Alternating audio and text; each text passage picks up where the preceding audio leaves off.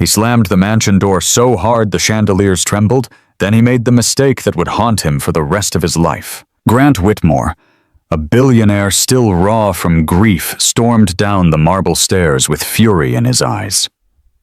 Maya. Now. Out back, beneath the shade of old oak trees, Maya Reyes was kneeling in the grass helping Lily, 8, and Emma, 5, build a lopsided sandcastle in the garden sandbox. The girls froze when they heard his voice because they'd heard that tone before. "Daddy sounds mad," Emma whispered, clutching Maya's arm like it was a life jacket. Maya rose slowly, brushing sand from her hands, putting herself between Grant and the kids.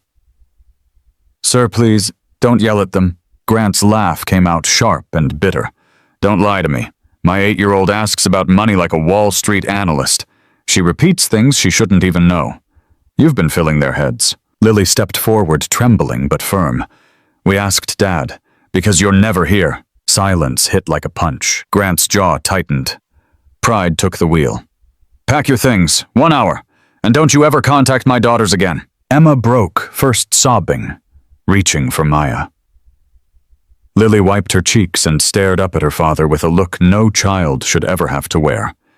"If she leaves," she said, voice cracking, "we're leaving too." And in that moment the mansion didn't feel like a home at all. It felt like a cold, expensive mistake one his own daughters were about to correct. By the next morning, the Whitmore estate looked the same. Polished floors, perfect flowers, sunlight spilling through tall windows, but the air inside felt drained. No laughter in the hallway. No little footsteps racing to the kitchen. Just a heavy silence that sat on every piece of expensive furniture like dust. Lily didn't speak to her father. Not once. At breakfast, Grant tried. "Good morning, sweetheart."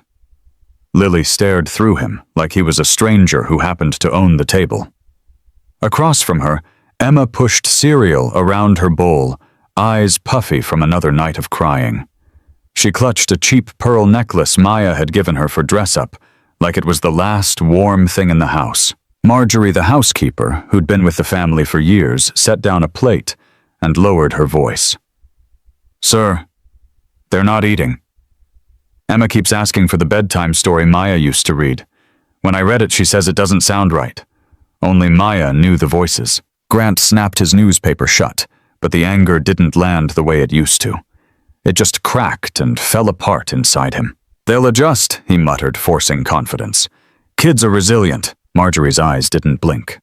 "With respect, Mr. Whitmore, they've already lost too much." Then Emma's sobs echoed from upstairs. Grant rushed in time to see the necklace strand broken beads scattered across the rug like tiny white tears. "Daddy, fix it!" Emma wailed. "I'll buy you a new one," he said, instinct money solution. Emma shoved his hands away. "I don't want new. I want Maya. I want her to come back and fix it." Lily's voice cut through the chaos, calm as a verdict.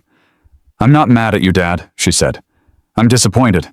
And that word, disappointed, hit Grant harder than any scream ever could. That night, long after the house went quiet, Lily didn't climb into bed like a normal 8-year-old.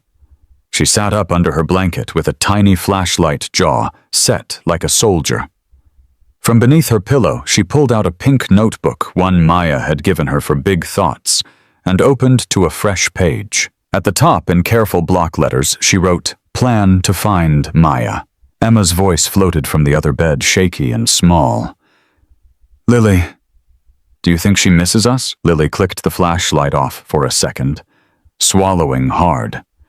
In the dark, she scooted over and climbed onto Emma's mattress. "Of course she misses us," she whispered. "She loves us. Then why isn't she here?" "Because Dad won't let her." Lily didn't say it out loud at first. She just held Emma closer, feeling her sister's little ribs rise and fall. Then she spoke low and honest. "Sometimes adults mess up, and then they get stubborn." Emma sniffed. "Can we go get her?" Lily's heart thumped like a drum. This wasn't pretend anymore. This was dangerous. But the thought of Maya alone somewhere hurting made Lily's fear turn into heat. "Yes," Lily said, "but it's a secret. No Dad. No Marjorie. Nobody." Emma nodded like she was taking an oath. "I'll be brave." Lily flicked the flashlight back on and started writing everything she remembered. The neighborhood Maya mentioned, the 2 buses, the little bakery, with the warm smell, the sick mother she worried about. Each detail landed on the page like a step on a map. And behind their half-closed door, unseen Grant stood frozen listening, while something inside his chest finally cracked. Morning broke soft and golden, but inside the Whitmore estate, it felt like someone had turned the volume down on life. Lily came downstairs first, eyes sharp, shoulders squared. Emma followed, clutching the broken pearl necklace in her fist like evidence. Grant sat at the table already, coffee untouched, tie loose, dark circles, carving shadows under his eyes. He tried a smile. It didn't hold. Emma climbed onto his lap anyway, small arms wrapping around his neck. "Daddy, do you miss Maya?" The question landed like a brick in still water. Marjorie's spoon clinked against a plate. Grant's throat worked before sound finally came out. "I'm fine, sweetheart." Emma pulled back and studied him with brutal honesty. "You don't look fine," Maya said when someone looks sad they need a hug. For a second, Grant didn't move. Then his hands, slightly trembling, closed around his daughter like he was afraid she'd vanish too. Lily watched it all like a scientist watching a crack spread through glass. She waited. Counted the seconds.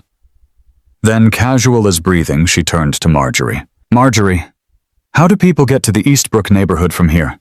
she asked, voice light rehearsed.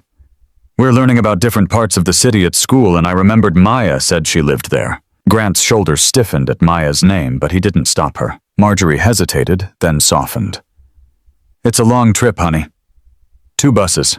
First one from the stop by Lakeside Plaza, then you switch at Central Station." "How long?" Emma piped up, perfectly innocent. "Almost 2 hours, Marjorie said. "That's why Maya always left so early." Grant's eyes flickered like he'd just realized what always early really cost someone who wasn't rich. Lily nodded slowly, storing every word like ammunition. And across the table, her father sat very still, as if the truth was finally starting to hurt in the right place. Saturday morning at Lakeside Plaza looked harmless families, coffee, soft music drifting out of storefronts.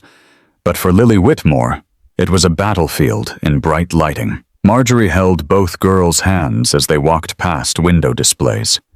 1 hour, she warned gently. "Pick your father's gift, and we go straight home." "Yes, ma'am," Lily said, sweet as sugar. It was the